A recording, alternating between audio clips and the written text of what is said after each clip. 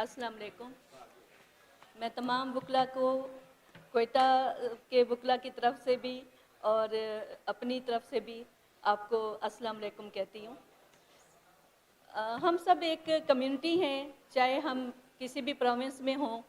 हमारे दिल एक दूसरे के साथ जुड़े हुए हैं और कानून की हाकमियत के लिए भी हम सब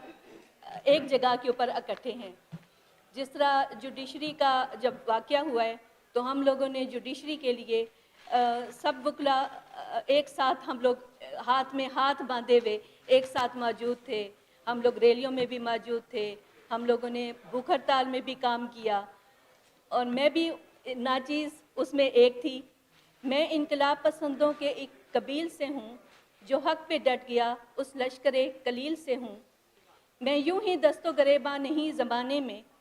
मैं यूं ही दस्तो गरेबा नहीं ज़माने से, मैं जिस जगह पे खड़ा हूँ किसी दलील से हूँ। जहाँ तक बात है कानून की हाकमियत की, तो पहले ये था कि किंग और क्वीन ये सारे माशरे को गवर्न करते थे और कोई अकाउंटेबिलिटी नहीं थी, कोई आंसरेबल नहीं था किसी के सामने। जिस तरीके से भी जंगल का कानून, जो भी जिसकी लाठी उसकी भैंस वाला एक दस्तूर था, लेकिन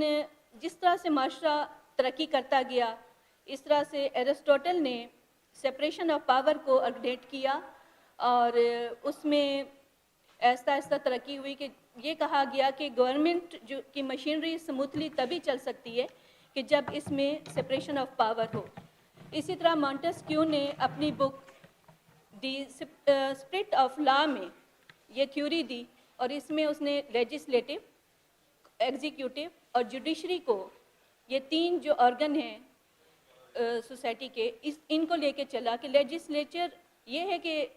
to make law, executive to implement law and judiciary, supreme court, high court and subordinate courts. हम ये कह सकते हैं कि जब तक माशरे में कानून की हुक्मरानी और आइन की बालादस्ती और इंसाफ की फराहमी, यही वो वाहिद रास्ता है जिसके ज़रिए जमहूरी निज़ाम और मुल्की इस्तेहकाम के साथ साथ गुड गवर्नेंस को भी यकीनी बनाया जा सकता है। माशरे के मुख्तलिफ तबकात में जब अदम मसावात पैदा होता है तो खलीज उस वक्त पैदा होती है कि जब अदम मसावात हो, यानी कि आप जब एक तबका जो हुक्मरान तबका है वही किसी के सामने अकाउंटेबल नहीं होगा और वो ये समझते हैं कि ब्यूरोक्रेट्स और बिजनेसमैन और गवर्नमेंट के जो लोग हैं वो किसी के सामने एहतसाब के लिए उनको कोई भी नहीं उनको चैलेंज कर सकता। लेकिन अल्लाह का शुक्र है कि अभी इस गवर्नमेंट में ये चीज़ नज़र आ रही है कि कम से कम उन्होंने अपने 100 दिन की जो उनकी कारकर्दगी थी वो अवाम के सामने रखी है और कहा है कि हम आपके सामने आंसरेबल हैं कि अगर हमने कुछ काम किया है तो हमने ये इन पॉइंट्स के ऊपर काम किया है। और ये पाकिस्तान की तारीख में पहली बार हुआ है, मेरे ख्याल में इसको अप्रिशिएट करना चाहिए। इसी तरह कि हमें पाकिस्तान के बाद से तो कोई भी इस तरह का कोई हमें तरीका नज़र नहीं आता कि जहाँ पे किसी गवर्नमेंट ने अपने आप को अवाम के सामने पेश किया हो। जिस तरह हमारे पाकिस्तान में हर चीज़ मौजूद है, दरिया, पहाड़, नदी नाले, 4 मौसम बड़े खूबसूरत, इसी तरह अल्लाह का शुक्र है कि इस वक्त हमारे चीफ साहब जिन्होंने हर मौके के ऊपर अवाम को रिलीफ देने के लिए सो मोटो लिया ताकि अवाम को रिलीफ मिले और हुकूमत भी इसी जज्बे के साथ चल रही है कि अवाम को जो है ना अच्छे तरीके से रिलीफ मिले,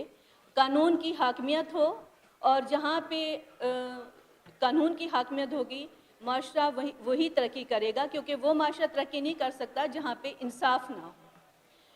पहले तो ये था कि मज़लूम ये कहता था कि कानून का इंसाफ अब मजाक लगता है जब साबिर महकूम मज़लूम जाबिर मज़लूम लगता है।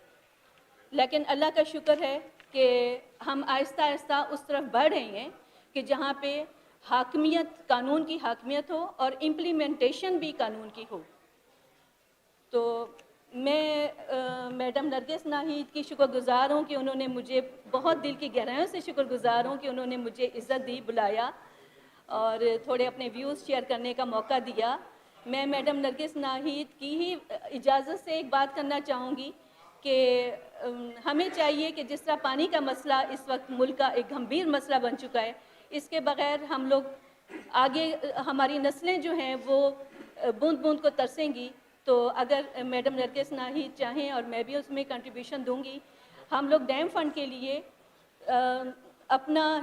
تھوڑا بہت حصہ جو ہے اس محفل میں بھی ہم تھوڑا سا اس کمپین کو چلاتے ہیں اس کو چلاتے ہیں. جو ہو سکے تو ہم انشاءاللہ تعالیٰ اس میں بھی اپنا حصہ ڈالیں اور قانون کی حاکمیت خدا کرے کہ اسی طرح میرے ملک پہ موجود رہے اور میرا معاشرہ ترقی کرتا رہے. بہت شکریہ.